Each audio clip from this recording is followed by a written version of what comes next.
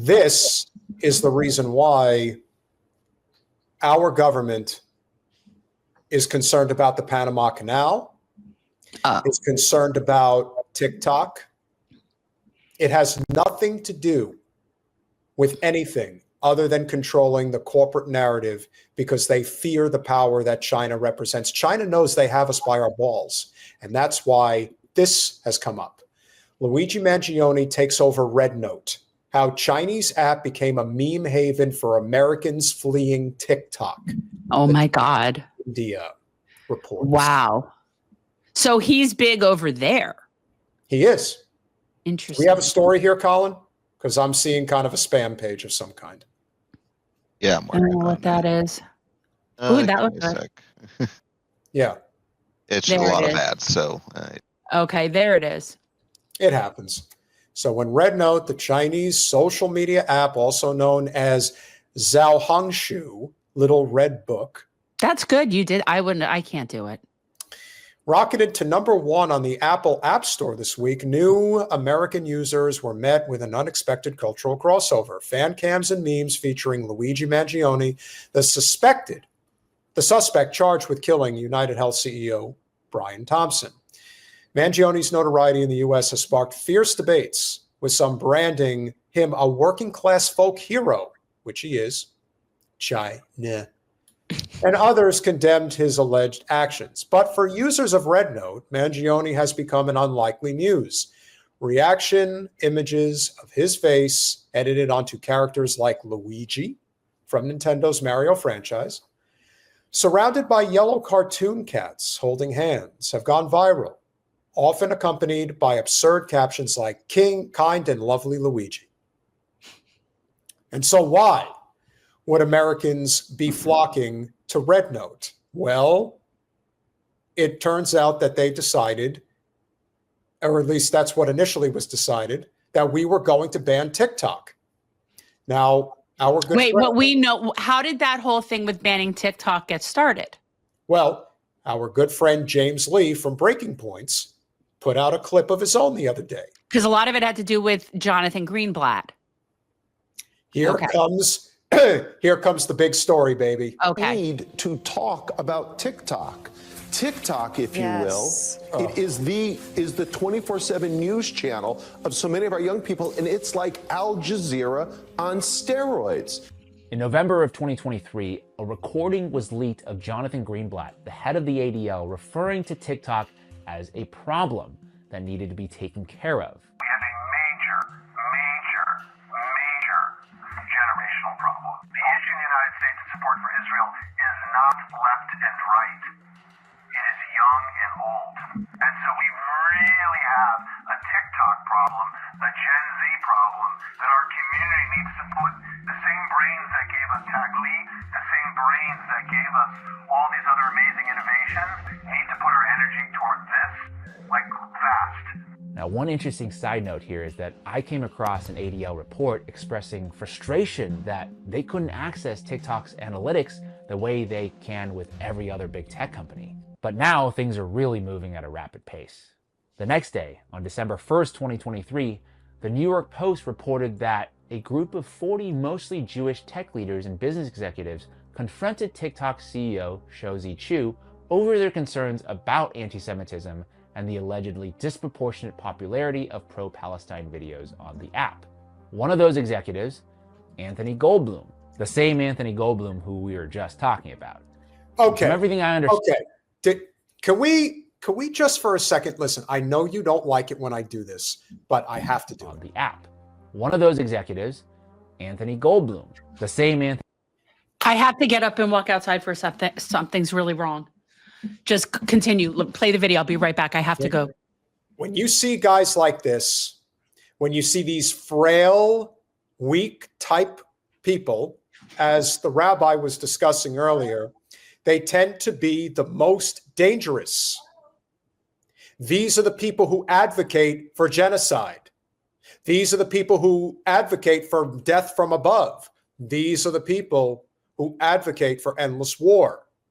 These are not the people who will ever put on a uniform to defend this country. It's not like they're physically capable of doing it.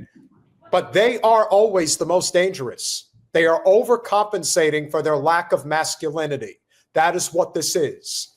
That is why they're such proponents of the Israel apartheid / genocidal state, and why they are so adamant about blocking TikTok, because TikTok has no interest in protecting Israel from their message, their true message, getting out to the American people. And that's the danger of people like this guy. We'll continue. Anthony Goldblum, who we were just talking about. And from everything I understand, the meeting didn't go well in the sense that TikTok didn't commit to a kind of wholesale removal of pro-Palestinian or anti-Israel content. So from then on, the fight against TikTok pivoted from a kind of PR battle that we were just looking at to now laying the groundwork to push legislation through that would ultimately ban the app. In March of 2024, a bill was introduced in Congress, HR 7521, called the Protecting Americans from Foreign Adversary Controlled Applications Act, sponsored by Representative Mike Gallagher. Foreign adversary control of what is becoming the dominant news platform for Americans under 30. This is a common sense measure to protect our national security. I urge my colleagues to support this critical bipartisan legislation. I think it's worth noting that companies like Facebook and Google engage in similar data collection practices, and then they would go on to sell this data to China. So China is getting the data anyway.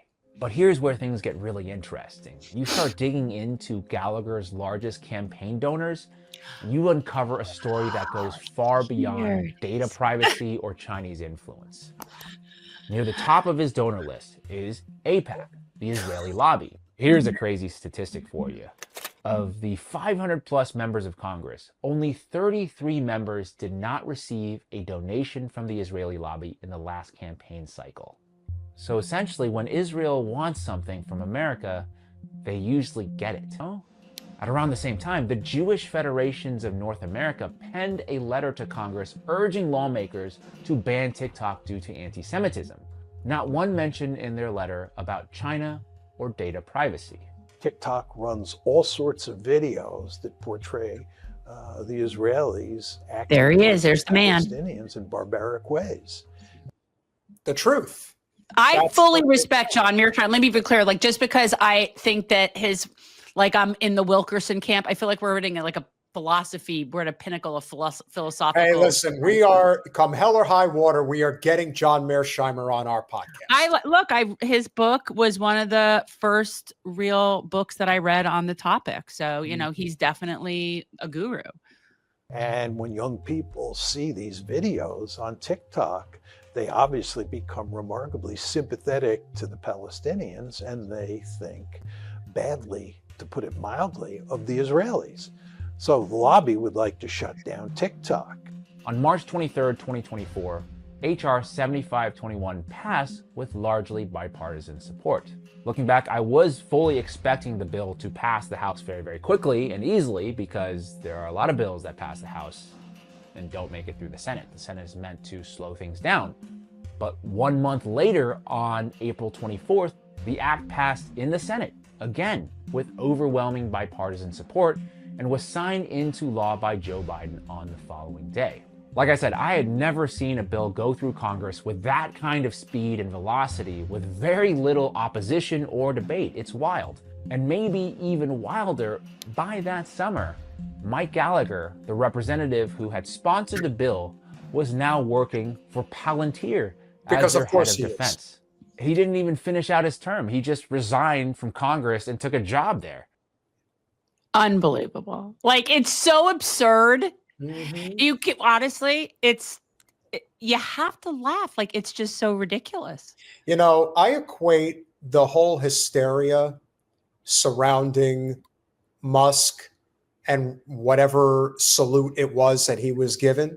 And yes, it is certainly valid for criticism. There's no two ways about it. You know what it is? It's really poor form. I think, honestly, and you know what? Because my kid has learning issues, we've always had him in programs in schools, and there've always been kids that are on the spectrum. Like that's just part of, so the idea of somebody being just so socially backwards and awkward and whatever, And he is. that's, I know. And that's how he appeals to me.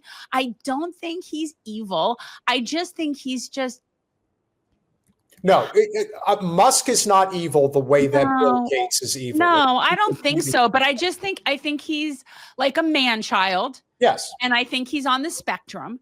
And I don't think he can read a room. I don't think he has interpersonal skills. I think that there's a lot going on there.